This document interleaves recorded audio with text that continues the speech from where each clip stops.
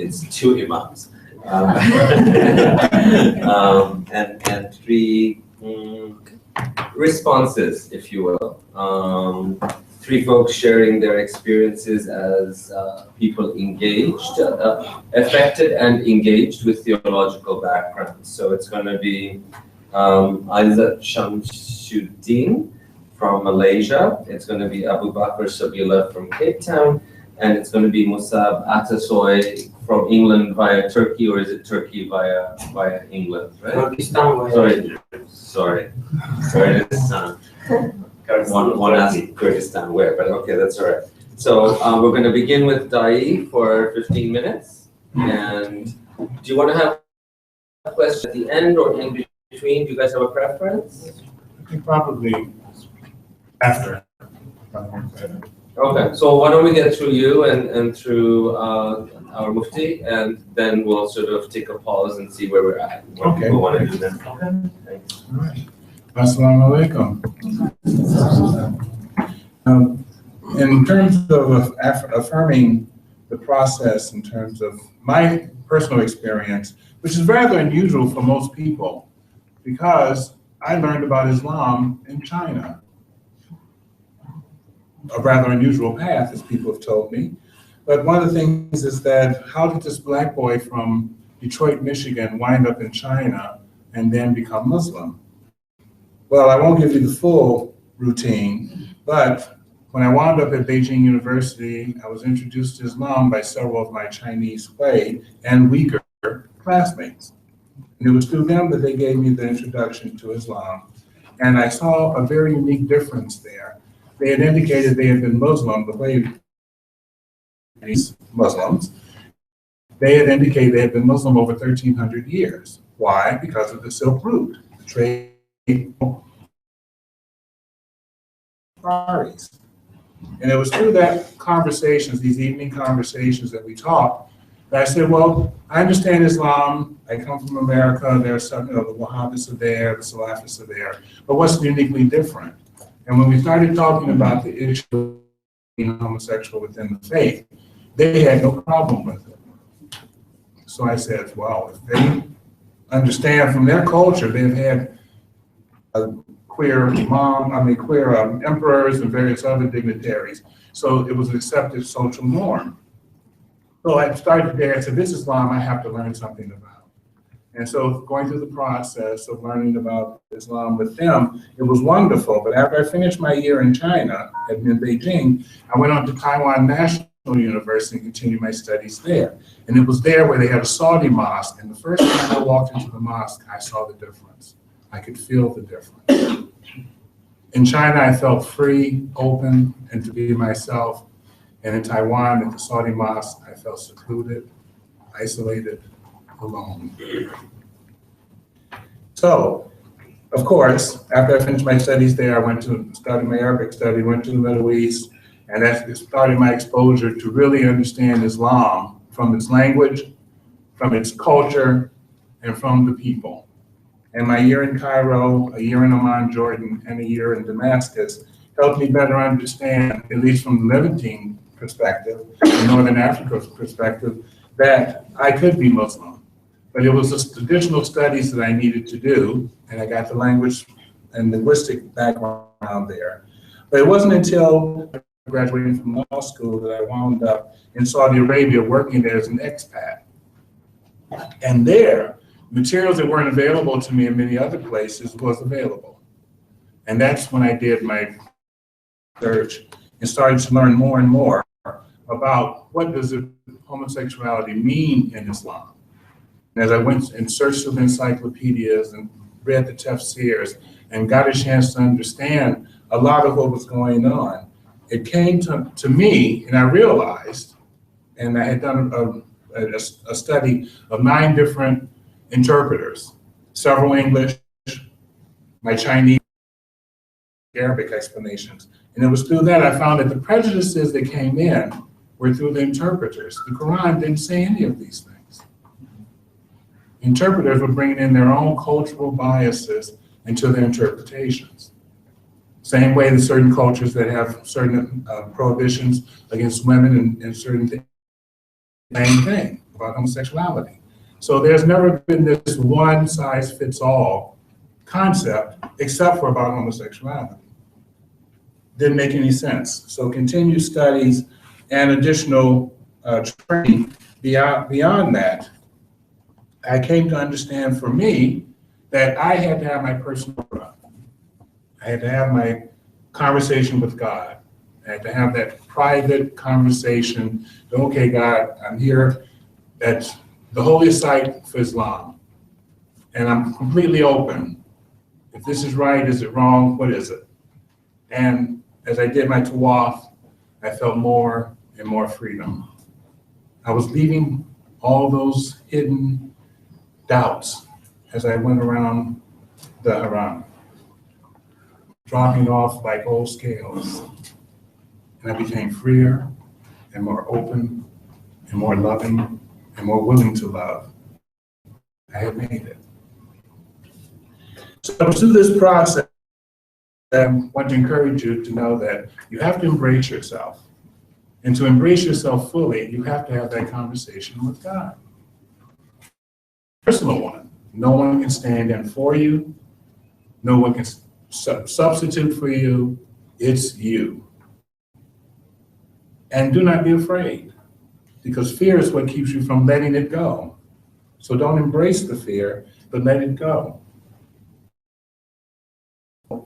One thing that I want to say is that when we wind up being involved with our understanding of what does this mean to be homosexual within the, or gay, HIV, LGBTQI within this Islamic context, we know that there's a real difference, because the idea of uniformity means that it keeps you marginalized. If you follow the traditions and you follow them in such a way, you will actually marginalize yourself. You can't think outside the box. One size does fit all. But in honesty and in fullness, diversity is the thing that brings us tawheed, the unification, the unity of what the message means to all of us. And so through that diversity, we find our humanity. We find ourselves being part of the world that's alive today. Ibn Khattum has a famous line that goes, and I paraphrase the first part, because I'm a disability activist, and it's unthinkingly following rituals and customs of ancients. Does not mean that the ancients are alive.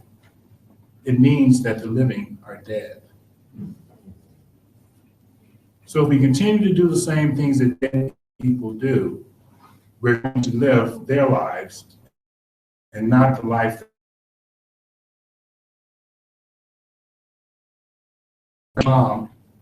Getting our messages from the Quran and understanding it more for our modernity, for our lives today. Because the people in the future, they're going to also have this question, and they're going to find it for their time period. And I just gave a TED talk that came out about 3 weeks ago.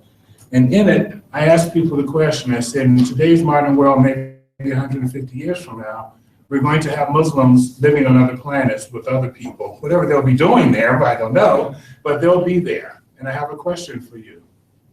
Which way is Kaaba? I don't know. But inside, we will be able to carry it. And which direction, I'm sure the Muslims at that time would have figured it out.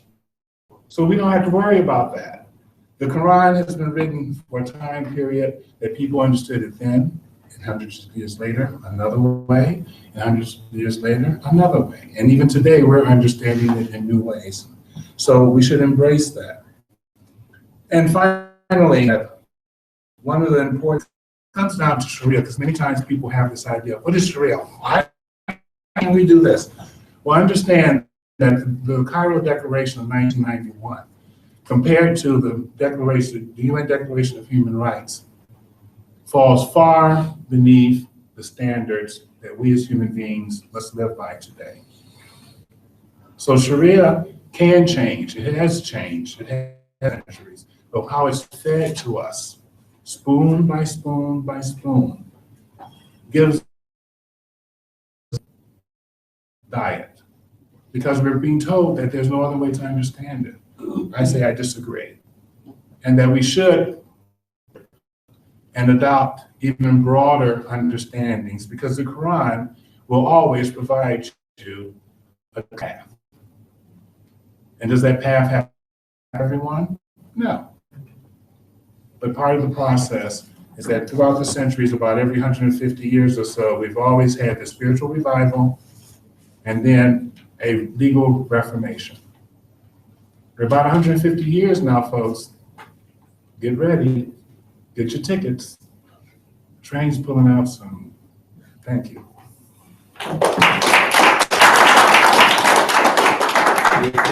Before I turn the mic over to our next speaker, I want to share a quote from one of my heroes, Malcolm X. Everybody know Malik al-Shabazz, who said, "We need more light about each other.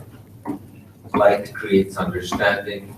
Understanding creates love. Love creates patience. And patience creates unity." Kind of appropriate to what you were saying. So my honor to have our next speaker, the Grand Mufti of Zambia, Asadullah Mubarak.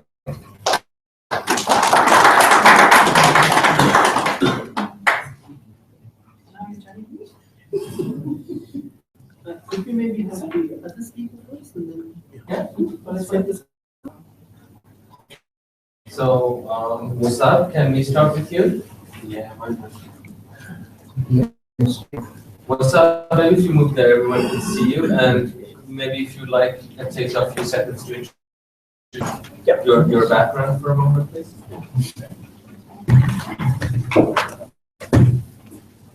Yeah.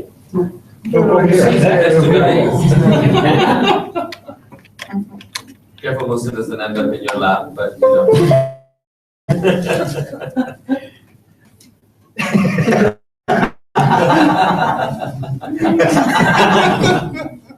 Yeah. Assalamualaikum everyone. First of all, sorry for my broken English, and I will continue.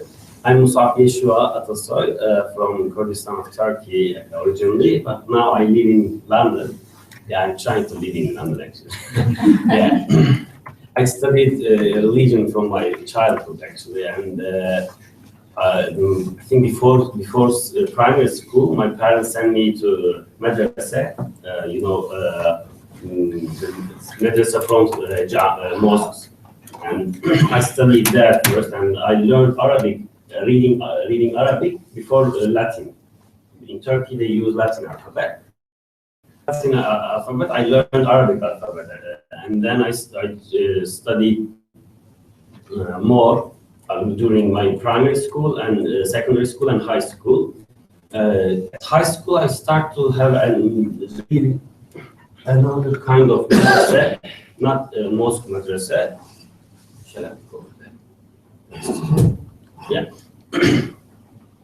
Traditional madrasa, traditional Islamic madrasa, and I studied Hanafi and Shafi school there. When I was 14, when I was 14, and I think almost 3 years I studied there for Shafi and Hanafi schools. After that, we had my teacher, I think he noticed that I'm good on fiqh, the law, Islamic law. He asked me to go further and study other sects, and I accepted that, and we studied Maliki Hamza, actually the dead sect of Islam, Zahiri fiqh. We studied on this. I spent almost 9 years about this. After that, because it doesn't apply for anything, because it's a traditional madrasa, and you cannot any kind of job with this degree. And that's why I needed another 4 years to study theology. And I spent I wasted my 4 years for theology degree in university. Totally waste of time. Yeah, because I did nothing. I was always challenging my teachers, and they were saying me that you are arrogant, and you need to be more respectful. It was all that I faced always. And I decided that maybe I need more And 1 year my 1 year in university, I asked for education to make my. I went Iran and I spent 1 year in Iran to study. Yeah, 1 year I was in Qom. About Iran and Qom. Qom is like so the Mecca of Saudi Arabia, like that, and it's really really strict. 80% of Qom, I mean, we call it Akhund. It means teacher, and they are all students. They are studying Islam, and more than 50% of cities. Man, they wear imams and traditional Islamic clothes. I think some of you heard that. Yeah, I was also wearing that. And yeah, I spent 1 year there. I learned Persian and I studied Jafri school. And this is because the main thing, all my in this journey studying Islam, studying religions, is about it's all about my my being non-heterosexual. Reconcile, and I try to find a way for myself and for those who are not heterosexual. There was no way actually. I studied. Now I finished eight sects in law. I mean, I studied seven sects, and I didn't find any way for myself. I am pansexual. I mean, but like bisexual. I don't want to answer this. Yeah, maybe I can't. Anyway, just I find a way. I asked my teacher. He told me that because you are a pansexual, I mean bisexual, it's very easy for you. You will just marry, and you will be respectful. You will be loyal your wife. That's your way. Now they started to find a girl for me. It was hectic because I met a lot of girls, but I couldn't talk. That time I was in a really strict traditional madrasa, Naqshi madrasa, and they were showing, I mean, not showing. they were introducing me girls, but I couldn't see them. They were wearing jilbab, yeah, like this, and I couldn't see them. It wasn't allowed to see. I was supposed to listen and accept. I couldn't look. I was like this, and they were like that. And we were talking. For sure, I didn't accept. Yeah, they expect me. Really, they expect me to marry one of those who I didn't see. I don't know. I have no idea about them. If I love or not, they expect this. I couldn't marry. In Iran also, they did the same almost to me, but I could see their hair. In Shia school, you can see the hair of woman who you want to marry. You can see just hair, not face and hair. Yeah.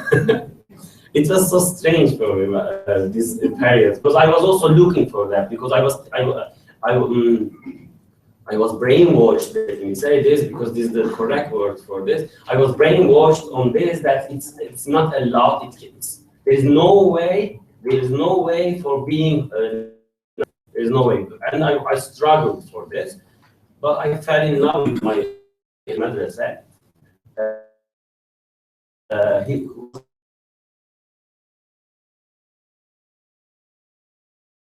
spent too much time with him, because he can. What he was doing, but he can a bad way. He was doing, but I couldn't say that to my teacher. We are having a relationship. I couldn't say that, and I said, okay, I will try to my best. All the time, all this journey. Then till last year, 2 years ago, I decided not to be Muslim anymore, because there is no way in Islam, but I cannot change myself. It is impossible to change my fitra. and the Quran, you cannot change your fitrah. That's principle of sunnatullah. That's from one of God's principle. But I was struggling to change my religion is problematic. After my bachelor degree in theology, I started to research about the other religions, and I spent 1 year to research the other religion, and I studied the history of religions. Yeah, still I'm studying that. Last year, before March, I think I found an organization in Istanbul, and they had an event, Islam and homosexuality, about this, and I went there and I talked with them. They knew Muhsin, that there is a gay imam. That was for me impossible. Gay and imam. I cannot imagine gay and Muslim, and there is a gay and imam. I was, what's going on? Then they started to say that there can be a way in any religion for being heterosexual. I didn't believe, and I said that's rubbish. I studied all. I studied almost all, even the dead sects, Zahiri, which is, I studied that also. I said there is no way, just we are cheating, ourselves. There is no way, the religion is bullshit. Then they asked me to join the training, then show Muhsin the religion is bullshit. They asked me to do that. Actually, I accept just for doing this. I was thinking I will go and we will decide, and we will cry, and we will decide religion is bullshit.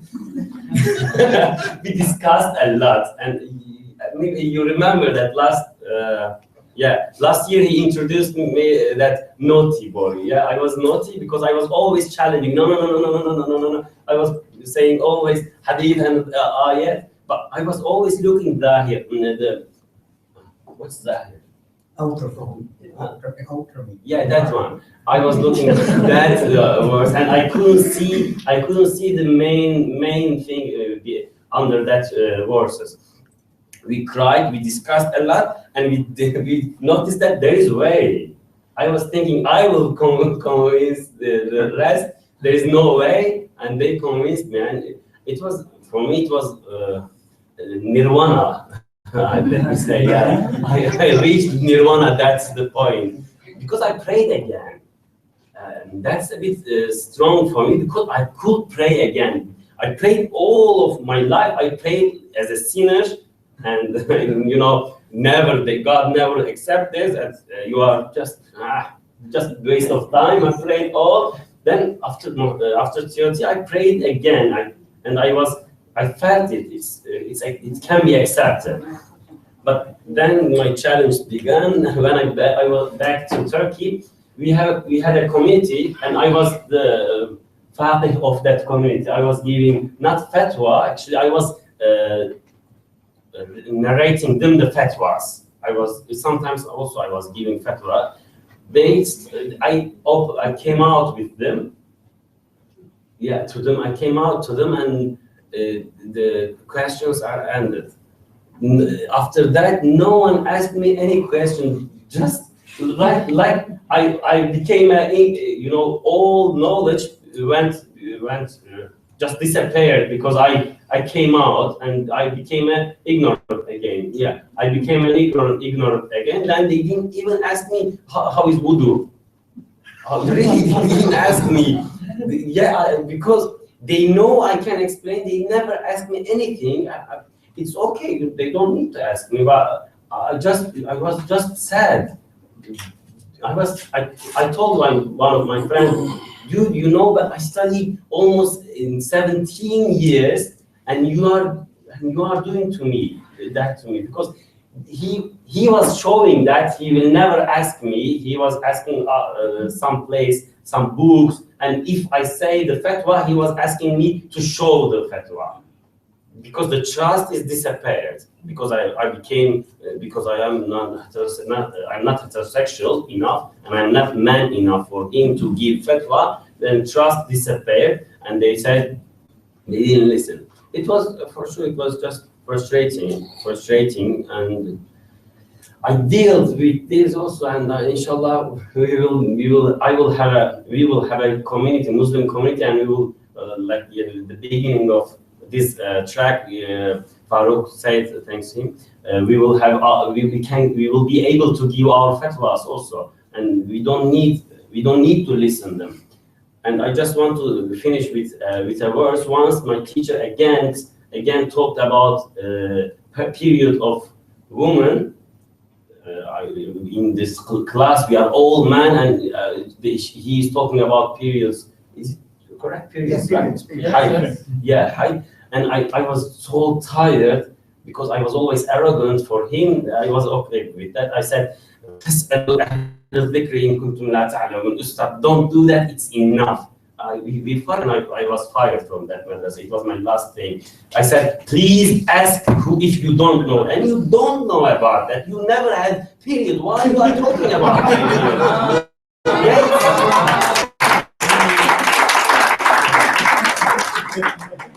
It was my last word because he insulted me and he kicked me from the class, and he sent me the director, and they said me, okay, you are not allowed to continue this madrasa. I said, okay, alhamdulillah.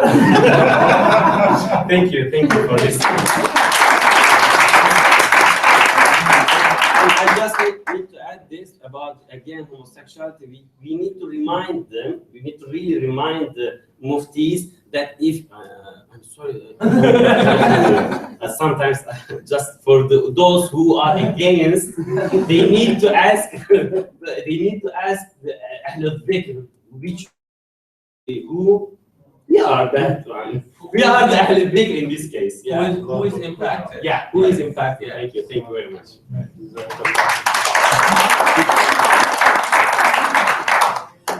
Can I ask a question? Please.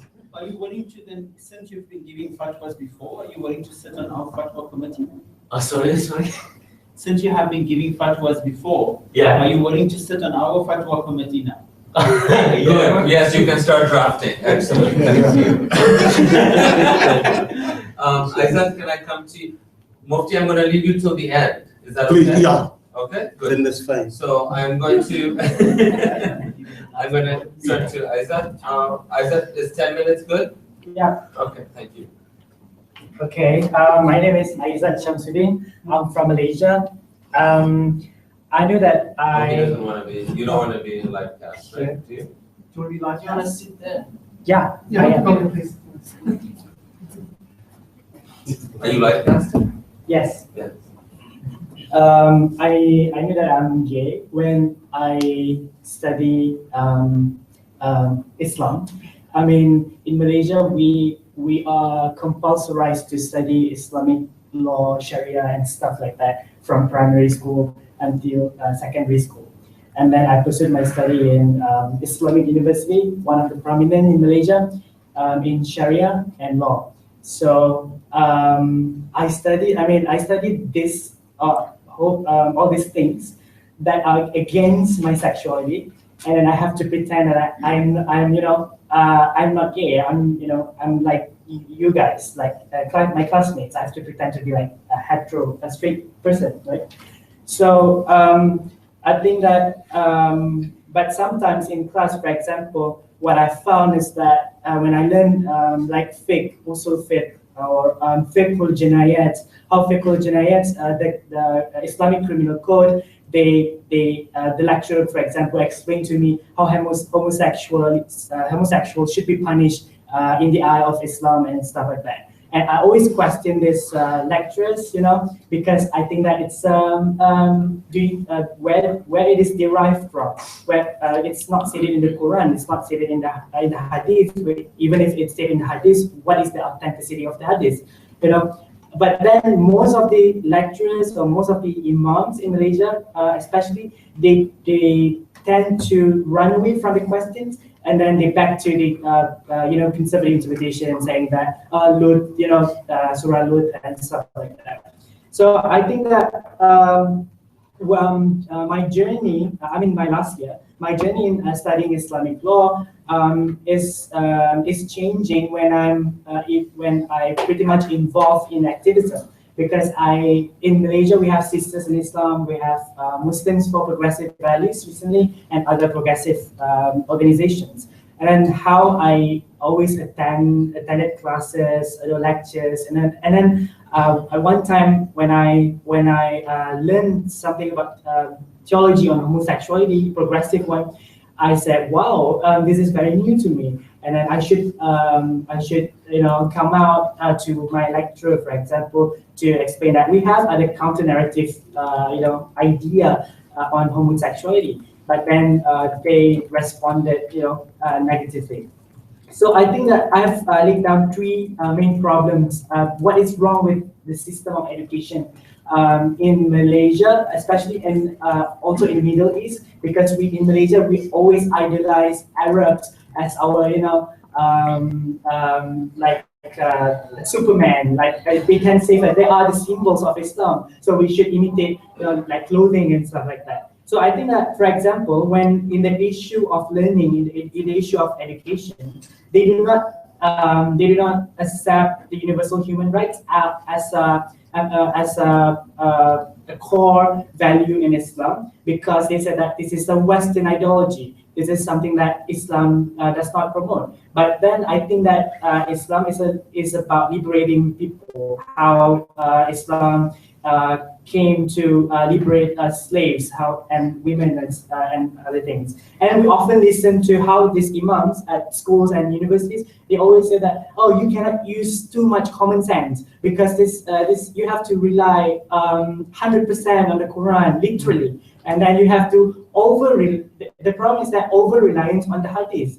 A lot of the problem is that they always discuss on the riwayah of the hadith, who wrote that hadith rather than the text of the hadith. For example, hadith that mentions about the punishment of homosexuality, they don't really discuss on the text of the homosexuality. Is it true? Is it not?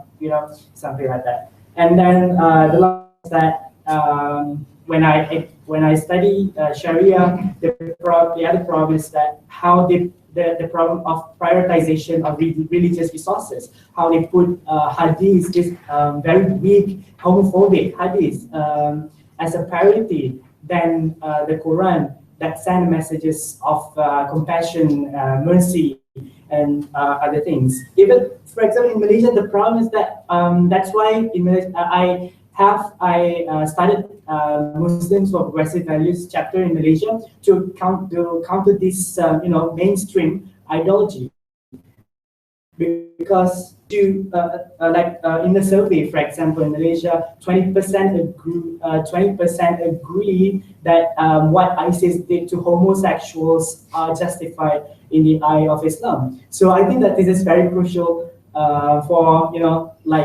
me, students of Sharia, to come out and to tell people that this is not true and that this is very blasphemous to our religion. And then we have to tell the whole world that we cannot be silent anymore. We have Islam has been manipulated by those patriarchal-minded imams, and then we should stand up for ourselves and for other oppressed people. Because in Asian country, it's not like they were not homophobic. When the system of colonization came to our country, when the system of Arabization came to our country, then the law of sodomy, unnatural sex, fatwa and stuff, those things came to our country, and then hijacked our own culture and system. So I think that that's my experience, and yeah, thank you very much.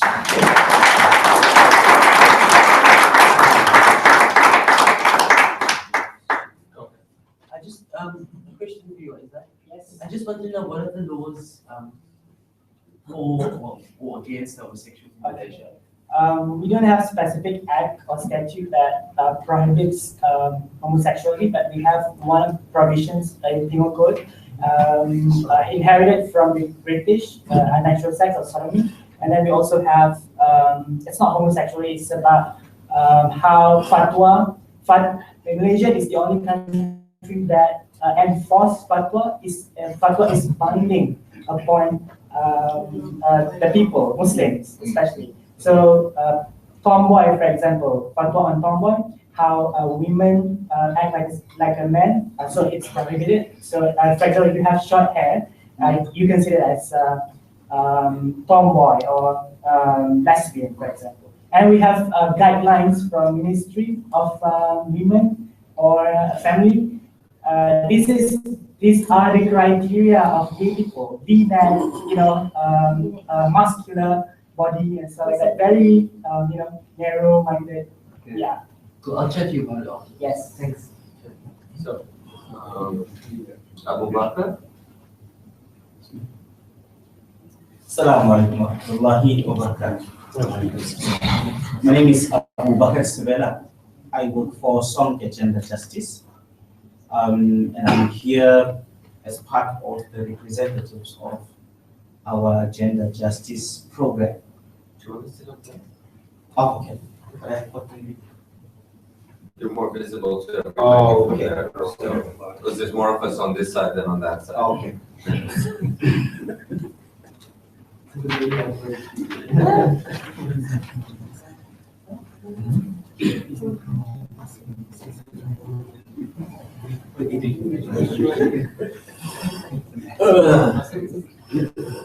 I'm visible now. Okay. So I need to share a bit of my background so that it gives whatever I'm going to talk about, it will give perspective to the whole discussion.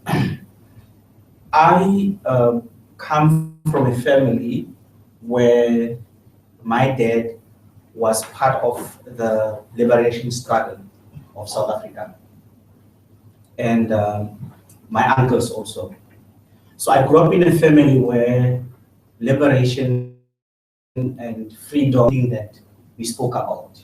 It was something that was entrenched in us from a very young age, because we understood that we wanted to liberate ourselves and many other people around us, because that was important. So then my dad accepted Islam. He left South Africa, married, came back. Then I was born. Then as a Muslim, I was then taken to a madrasa. Madrasa that is very well known in South Africa, called Darul Miasfa. At the school, we were taught a lot of things. And when we were to debate certain issues about issues of race, it was an issue. And of the madrasa, there was an indication or a sign of blacks and non-blacks. So I grappled to understand what does this mean. Then I questioned to say, but because I had a teacher called Mufti Piri, right? He's from Malawi, a renowned scholar. So I asked him, but this is what I'm seeing working here. You are an African, you are a Mufti, you are learned, and you are seeing this injustice, and you seem not to be saying anything about it. Is it okay? Then he said to me, I'll give you a book for you to read. And after that, I bet you that you're not going to have a problem with your identity. He gave me a book, and I read that book. The book, it was about how Allah created us. And how Allah created us was on a basis of the soul. That we were all souls, right? Allah created us as souls. And these souls, we then paid allegiance to Allah, that we will worship you and only you. And we did not have identity, either black, white, Indian, colored. It was just souls, pure as it is. And those souls, Allah then brings them to this soul within different vessels. It could be through your identity as a person, meaning a man, a woman, whatever it would be. But that process that Allah chooses for you, I don't know if you understand what I mean. Then Allah brings you on this earth with a particular purpose, which means we need to be a human being who is here for a particular purpose. Then I engaged him and I engaged many other people to understand that. Then from there, I then realized that any injustice to human being, it is indeed a sin, irrespective of how you look at it, and you cannot justify it. So then I got into the struggle of understanding why is it black people were treated differently from white people. And then after that, I understood that it was out of ignorance, but people use even the same Bible to justify that. And I came within Islam, and I started to look at issues of race and issues of identity as Muslims. And I realized that, again, within the same Islam, that I find my liberation, and I understood that there are those differences. And my question was, why is it that? And as and when I got within the work of activism, because I did a lot of work with different organizations, from World Vision, which is known to be a Christian organization, to WAMI, World Assembly of Muslim Youth, to Islamic Relief, Sanzaf, I worked within those spaces. And every time and again, we always talk about we being the chosen ones. But in terms of response and social responses to issues that affects people, we come last to the table, but we claim to be the best. So then we contradict ourselves. Even the world looks at us as people who really don't know what is it exactly that they want. Because on the other hand, we speak, on the other hand, we are so violent. On the other hand, we kill each other. On the other hand, we don't respect life and the sacredness of life. So that conflicting messages, for me, became a bit of a problem. Then, I was then called to represent Muslim youth in Italy, and talking about justice, and talking about this. And as and when I was there, talking about justice and how we as Muslims should be looking at issues of equality, equity, and human rights, I started to realize that there are many other struggles there that I, as Abu Bakr, needs to understand. And then that is when I got within HIV, to understand what HIV is. And knowing that people were thrown out of their houses because they were HIV positive, people were not allowed to come to the masjid because they were HIV positive and they were living positively so, and they were talking about their status. And then people were rejected on those bases, which was unacceptable. You know, where you speak to imams, you engage them, and they look at you like you're sick or something. Like maybe what you're talking about does not have base or sense. But when you engage them respectfully, that no, what is actually happening with these people is fear, and fear of what? Change. There is so much of fear of change within our society, and also acceptance of ourselves. One thing that I've also learned is that if you have not accepted yourself, it's difficult to accept someone else. If you don't love yourself, it is very difficult to give the same love to someone, because you cannot give what you have never experienced. So within us, that's what I've realized, that in as much as we want to take theology or our religion and put it forward as something that is so rigid, it is not exactly, it is not that. You know, Islam encourages love more than anything. Islam encourages peace more than anything. Islam actually encourages tolerance more than any other thing, and love. That's why we are saying we're a nation of peace. But in contrary, we don't do that. We fight amongst ourselves. Then I was asked as part of my work to say, Abu Bakr, can you lead this process of working with the marginalized community? Now, something very funny happened. When I, as a heterosexual man, come within the space where I speak to women and about gender equality, I'm asked, but are you a feminist? And what do you know about that? When I go to a space of the minority groups and I speak about justice and human rights and what Islam says, then I'm asked, are you gay? Are you okay? When I go to certain spaces where there is scholars and I speak about this, then they're asking me if I'm okay. Maybe I don't have a problem in my mind. I remember a scholar asked me, right in my face, that, are you sick? Can we offer you psychological help? Because what you're talking about is not part of us. And it hurt me so much that I could not understand that you start the Quran by saying, Bismillah ar-Rahman ar-Rahim. Do you really understand what you mean? When you say Allah is ar-Rahman, when you say Allah is ar-Rahim, do you really understand? Does it make sense that when I talk about the injustice that I see, that you isolate people, you discriminate people, you stigmatize people on the basis of their sexual identity, does it make sense? Then you're asking me if I'm sick.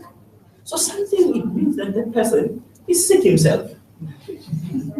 Because that person has not had peace with himself, and he hasn't identified himself as a human being beyond your sexuality. And that is where the problem is. You look at a person as a human being before anything else. So, being here has liberated me.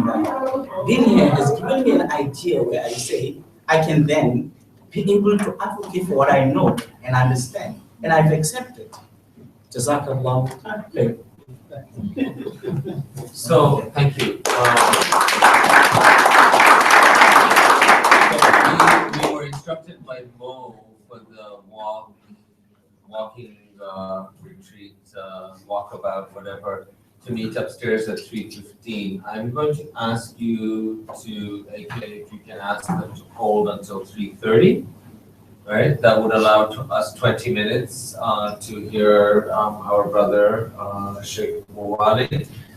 And then I guess if people want to go off to the walk, they can do that. And those who don't, maybe we can find a few extra minutes to continue the conversation. Yes. So he's going to do that, and Ya Sheikh, I invite you to begin your presentation.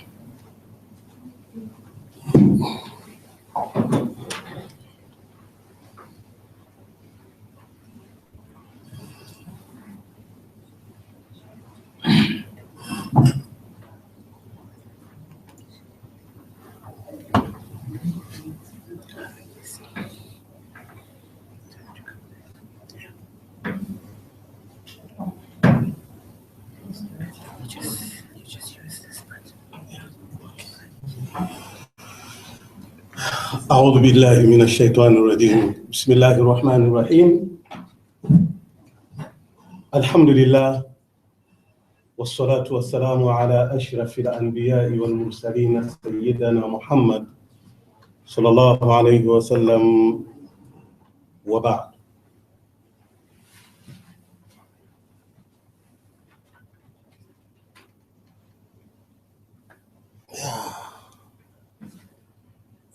Something is not okay.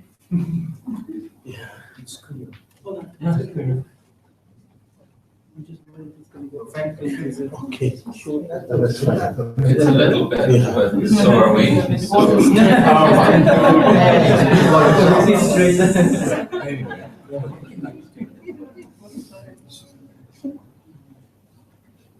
Thank you very much. And I wish to thank the inner circle, Imam Mohsin, for inviting me here, and the board, and all brothers and sisters, and those in between.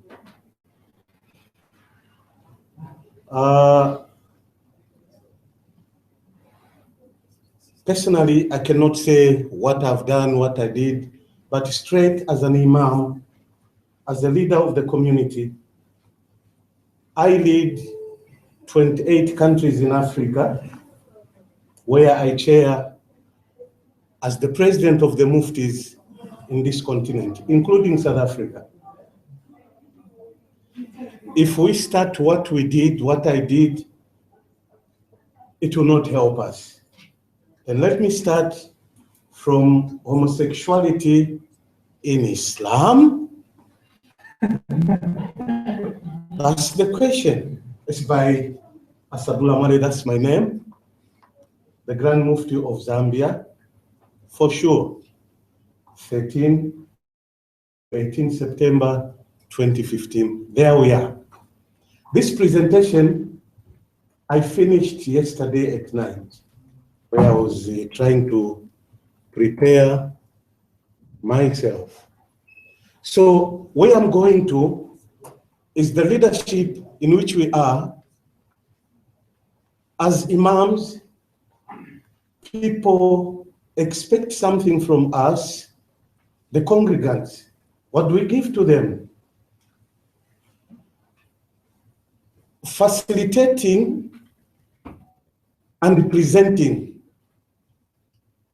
You know, we are used taking the whole day so that people should understand exactly, but I will do it in pieces, bits and pieces.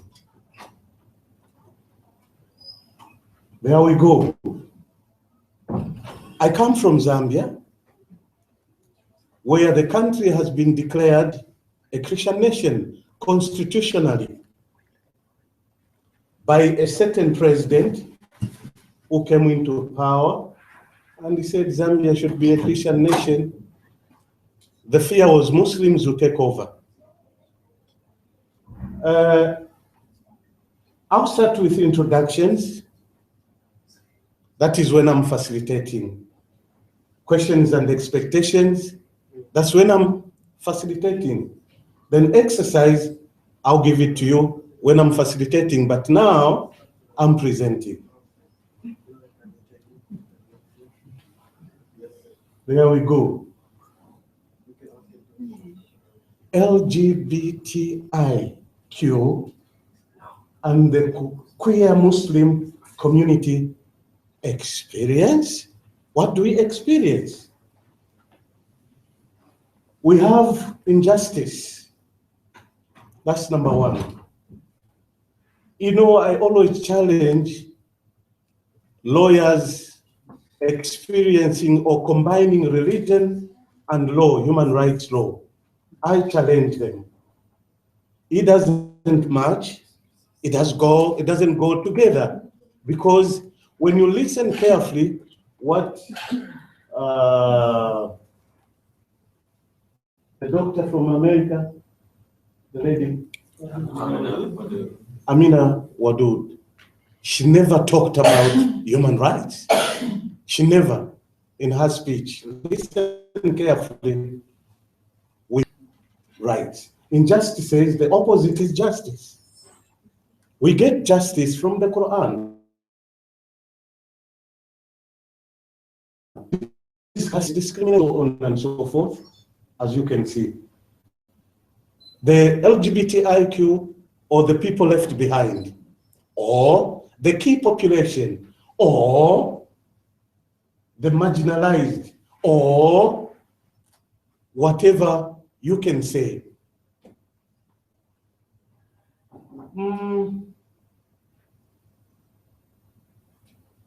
The question again, is there a place for diversity and sexuality in Islam?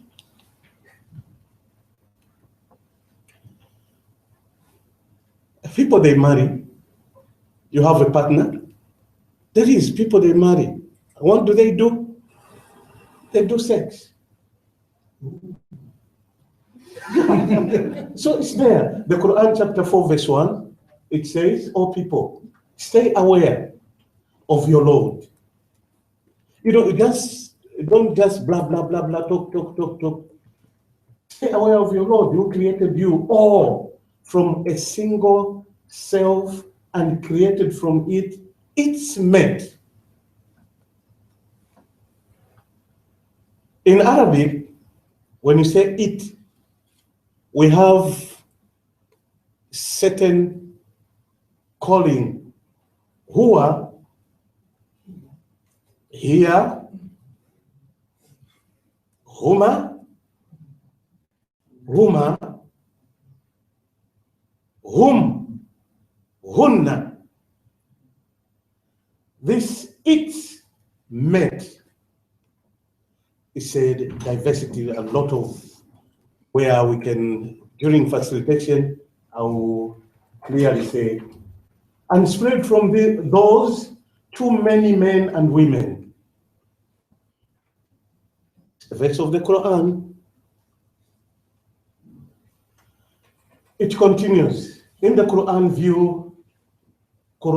view, diversity as a positive reality in the created nature of things, diversity and multiplicity in the cosmos. You start thinking outside the box. When he says they created you into this and this, then you look at the cosmos. You look at this, you look at this. In humanity, in ourselves, who are we? Humanity. And then among social groups, socialization in group are inseparable. You cannot say you are this and this one is this one is inseparable. They are there to stay. Challenge to our moral systems. Islamic feminists have explored the Quranic description of gender as above. You read the same ayah and take note of it. The creation of women was not a mistake.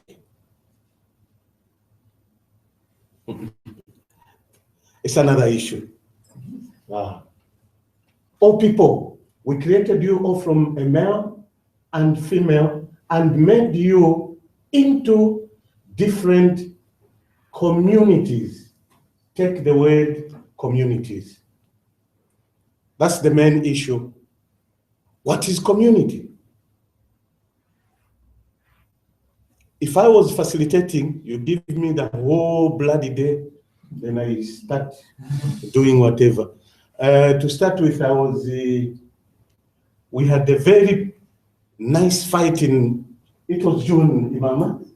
Very nice fight. I said, no, you. It's, no, you. No, you. It was you. Until he decided to call me here. And the committee. I'm so happy. May Allah bless all of you. If Allah had will, He has all the might power, Allah would have made you one single community. That's the Quran, chapter 42, verse 8. If He wanted, He could have made you one community. But the community means a lot. It's up to you. Prophet Yahya, John the Baptist, he's there in the Quran, chapter 3, verse 39. Honorable, he was honorable. That's the Quran saying, and not having intercourse. The question, that is the Quran. The question is, who was he? Or who was she? Or who was it? Yahya is a man who does not have sex with women. Husur. A person who husur. There's a word in English. Could be he was eunuch, or he was G-A-Y, gay, or he was this and this, whatever you can think of. Owing to worry, abstention, and ascetic purity rather than to sexual orientation. If an imam, for example, Imam Mohsin, he said, no, he cannot lead our prayers because it's this. He cannot do this because it's this. There you are. There's another prophet, not an imam,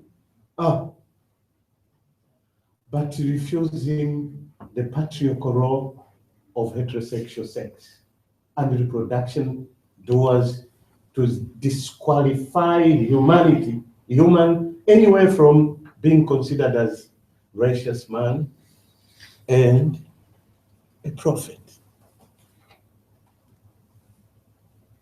Curtains open. Wow. Discrimination today and tomorrow. We are all discriminated. I have activists, and this is serious. When you are invited to a certain meeting or workshop of this nature, annual international retreat, you become more excited. You think yesterday is past, will not have any discrimination tomorrow. So there is today and tomorrow. Think about it. When you eat the food we eat, you sleep at the bed you sleep, when you go back home, the same problem increase. What does Islam say about homosexuality? What does it say? It is not easy to answer. Correct. Islam has no voice. It's so quiet. Only Muslims, the patriarchal, jurists, those have the voice from distinct social. You want something in your pocket, you just have to say, condemn them, you condemn. Kill them, you have a fatwa to kill them, they are killed.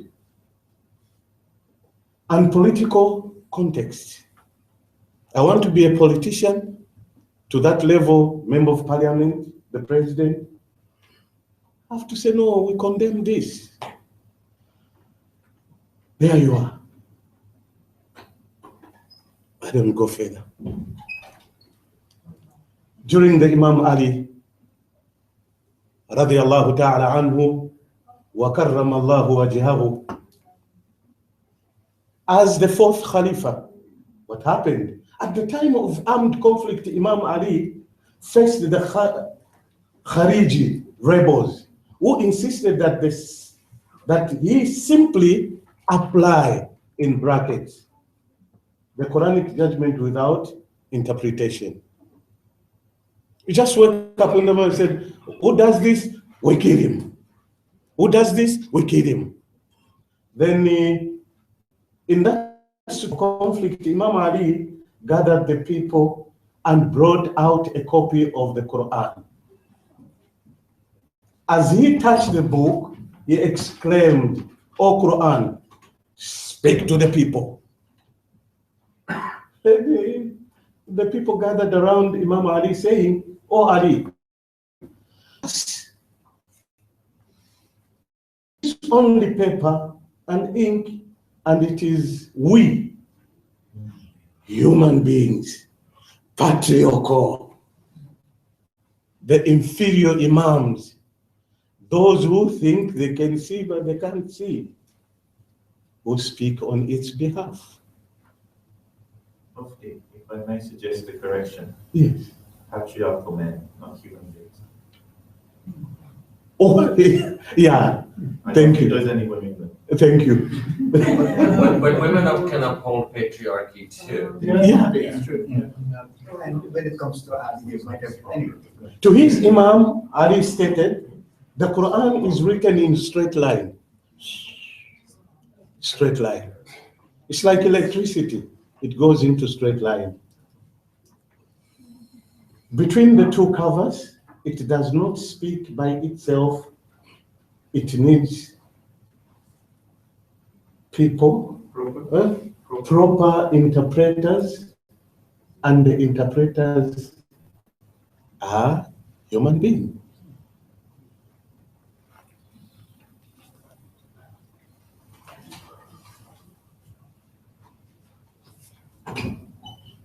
oppression in Islam. People are oppressed. That is the verse of the Quran.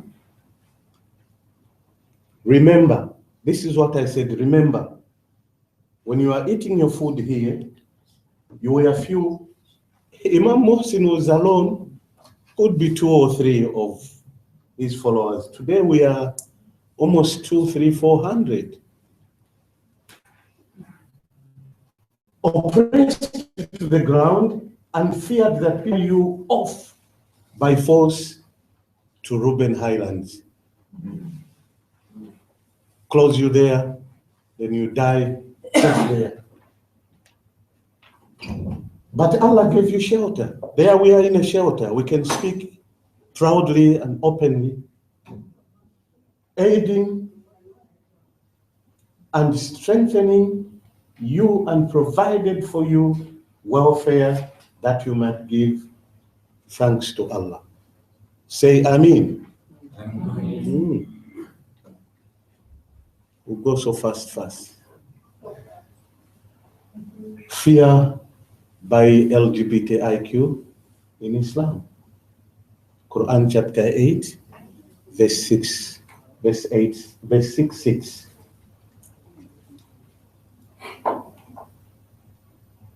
Struggle. You need to struggle in Islam. You don't relax because you have your food, this and this, you come by air, then you have to struggle to spread the information. It needs a lot of time, and we need fellowship, coming together and so on and so on. What do we preach in Islam? That's the question. What do we preach? Hate? Brotherly? Saving a life? What do we preach? That is the face of the 16, verse 125. Invite all to the way of Allah with wisdom and beautiful preaching. Are you gay? Yes. That is human rights approach in Islam. Are you gay? Yes. Yeah, fine. Come. Let's eat together. Are you lesbian? Yes, I am. Are you this? Yes, I'm this, yes. So you preach to the people. If you have the power to change, please show us that miracle now that you can change someone who is gay, who is lesbian, who is this, into a proper human being. Come forth. If you can't do it, then ask him. We have failed. It's you who created him to be where he is.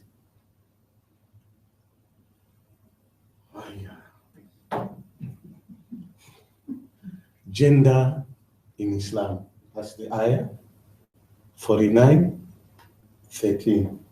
All people we created you all from a male and female and made you into different communities and other communities. We are not the same. We come from communities.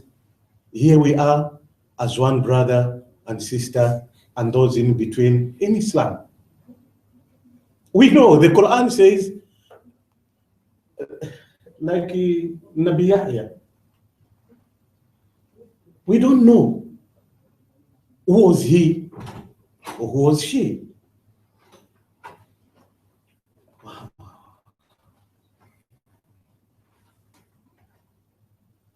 Injustice by Muslims.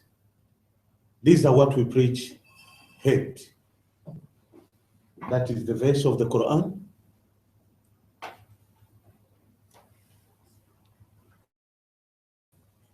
Sexuality in Islam.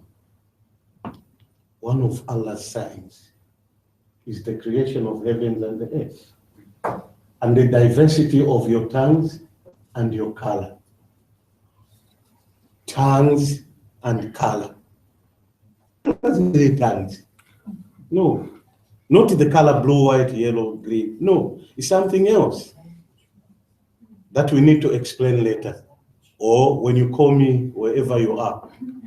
So that I first say, what is lawn? Lawn in Arabic, lawn. or color in English. What are they? It continues. Sexuality is such an intimate part of each individual's personality and integral component in each person's of beauty or apprehension of emotional intensity. Sexuality is made up of many components. In our African tradition, in Swahili, they call it ponyo ponyo.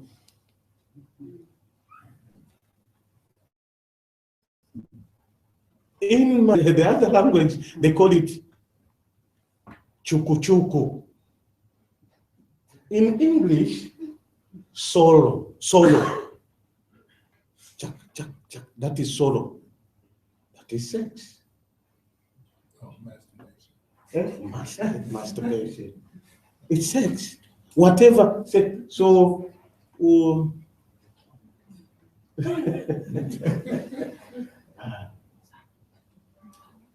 the Quran, Allah does not make persons responsible for what is beyond their capacity. I'll condemn you, but you are who you are. And no one can change who you are. If he wants, he is going to change you. That is the face.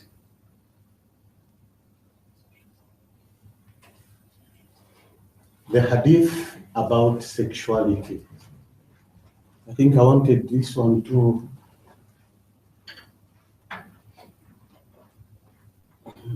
Yeah. The Prophet of Allah said, surely actions are by intentions. Innama al-a'mal binniyat, and the rest.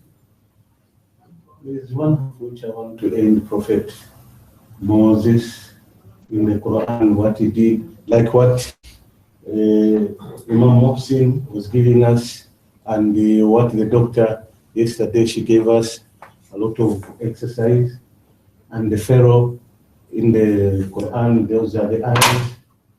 And then Lot, I'm sure we have heard about Lot. No need for me to explain. He has done it in detail, the Imam. And here we are, it continues. These are examples, it continues. Like the wife of Noah and Lot in the Quran, it continues, disobedient, not because of homosexuality.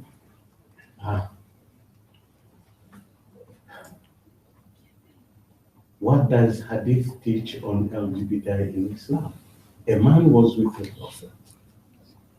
A man. That is it. Hadith is Sahih. A man was with the Prophet ﷺ when another man passed by. And the former, there were two, and the former said, O Messenger of Allah, I love this man. The Messenger of Allah asked, have you let him know that? Yeah? He said, no, I didn't, Ya Rasulullah. The Messenger of Allah then said, tell him. So he went up to the man and said, I love you for the sake of Allah. And the other replied, may Allah love you who loves me for the sake of Allah. It's up to you to digest. What does it mean? The fabricated hadith. One of the fabricated hadith. When the male amounts another male, the angels are alarmed. Who switched on the alarm?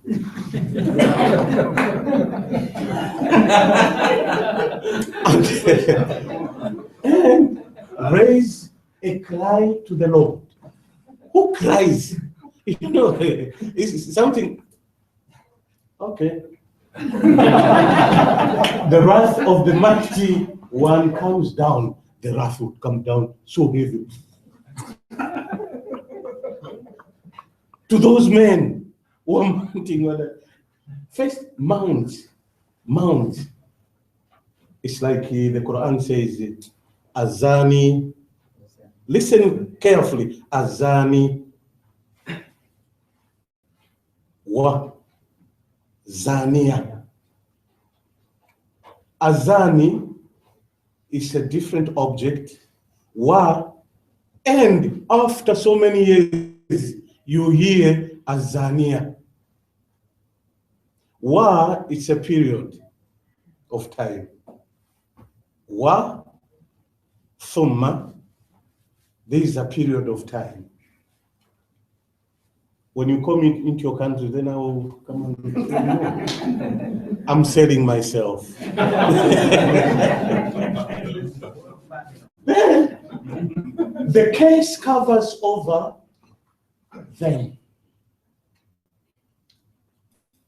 And the tempters surrounded them. The earth asks, O Lord, for permission to swallow them up, and the divine throne, the answers of grows heavy upon those who bear it up, while the angels declare God's greatness, and the hellfire rears up high. A fabricated hadith, we have heard all these hadiths similar to that. If you kill someone was saying, if you kill a Shia, you go to Jannah. If you kill LGBTI person, you go to Jannah.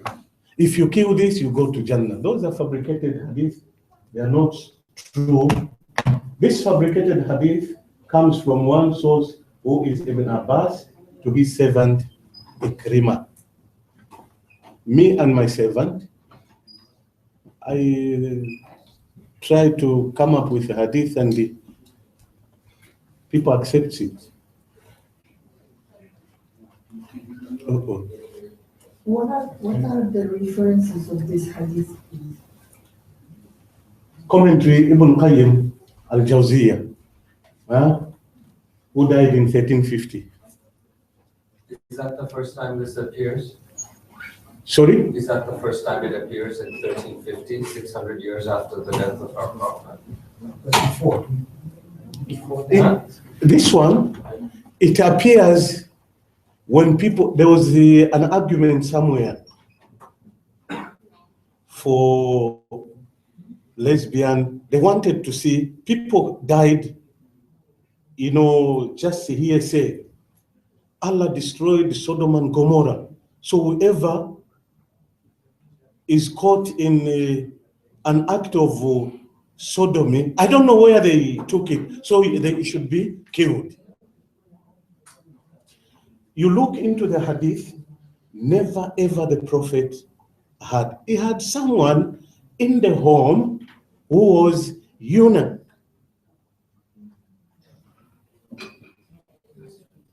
Who he allowed to stay with women. He never killed anyone. And the last hadith here you are, Imam. End of show? What do you mean? And for the date, so it is extremely important because okay. Remember what happened in 1258, 1259. There's a Bible involved here.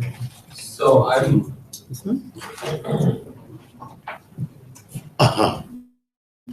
We'll have to end with this hadith. Yes.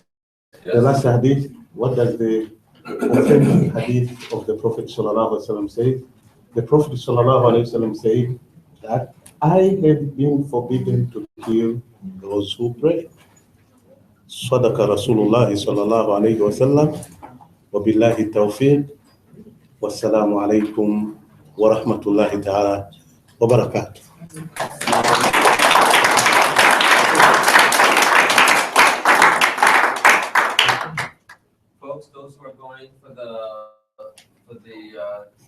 digging in the mountains. Another round of applause to